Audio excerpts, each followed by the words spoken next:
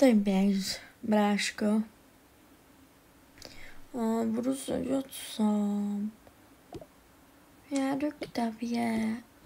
A jdu k tobě. Jo, ty jsi hodná. Potřebuju vymazat tabuli, proč to teď nejde? A to je jedno.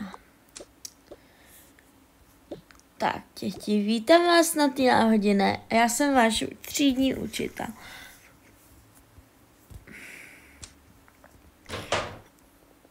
Třídní učitel. Pravidla jsou, že nesmíme na sebe hulákat. Když já mluvím, tak vy ostatní nemluvíte. Ano? Ano, pane učiteli. Ano, jo.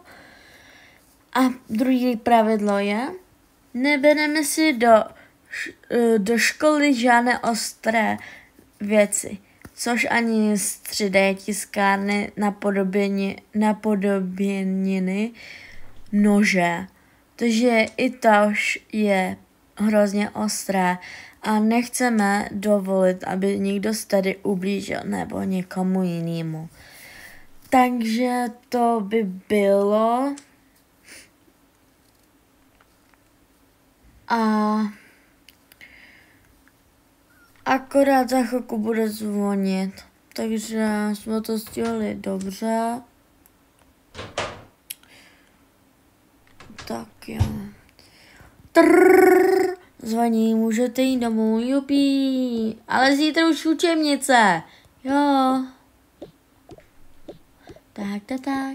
Tak lidičky, to byl jeden celý díl.